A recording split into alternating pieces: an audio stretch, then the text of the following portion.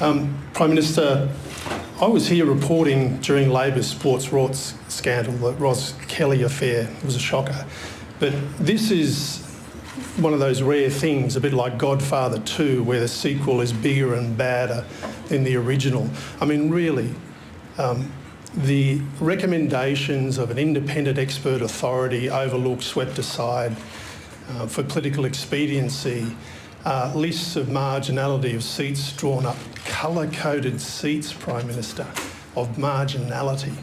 Now, I know you're not going to answer questions about the Minister's future until Mr Gaetjen's report is issued to you, but I want to talk about your responsibilities and get a response from you, please, on two matters. First, can you say categorically that your office had nothing to do with this, no involvement in the construction of this rort?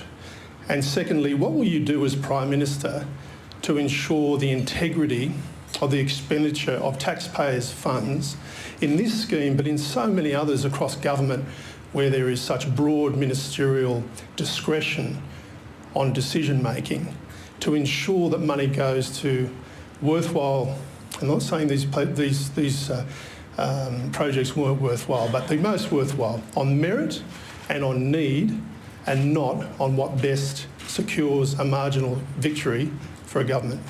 Well, thank you, Mark, and thank you for your kind words and those of your colleagues. I'm glad to see the one-question rule's off to a good start, Sabra. But let me deal with a couple of the points that you've raised, Mark. First of all, this is a serious matter. I'm taking it seriously. That's why we're acting on the recommendations of the Auditor-General's report, and that process is already underway and that's being implemented.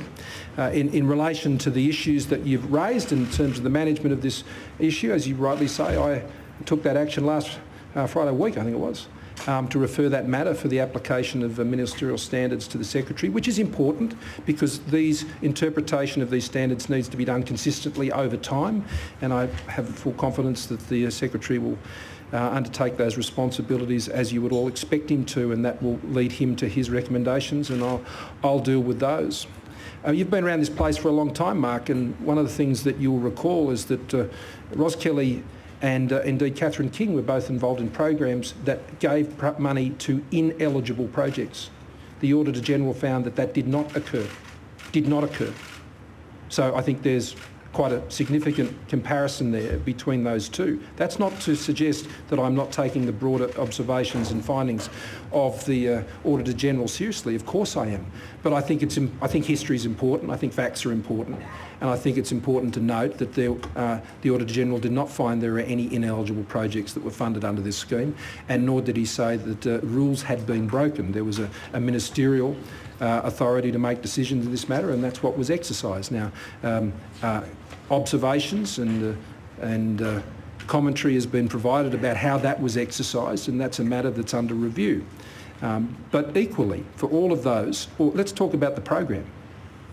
For all of those hard-working local community sporting organisations that have been benefited by this program, and as you said yourself, all projects they're worthy. And in any grants program, whether they're administered by departments solely or otherwise, there will always be criticisms that are made about the decisions that are taken. What matters on the ground is whether the projects are making a difference to local communities, and the feedback I've had from those communities all around the country as we were putting this investment in. And let's remember why we were doing it. Because we didn't want to see girls changing in cars or out the back of the sheds rather than having their own changing facilities. That's why we did it. We wanted to make sure, because we understand that local community sporting organisations are the heart of the communities, and no more have we seen that demonstrated than through these recent crises. It's the gatherings and the connections that people made around their sporting clubs that in so many cases have been the foundation for their resilience and working together in response to crises. So the purpose of the fund, the purpose of the initiative, the $100 million we've invested in building in what is not just sporting infrastructure but it's community bonding infrastructure, I think is highly worthy. But the issues that have been raised in the Auditor-General's report will be addressed by the government, and we'll continue to proceed to ensure that communities get the support they need. I mean, there is no end of these projects that you could support, and there are many other projects that you would like to support, and the Treasurer and I will consider that as we go forward.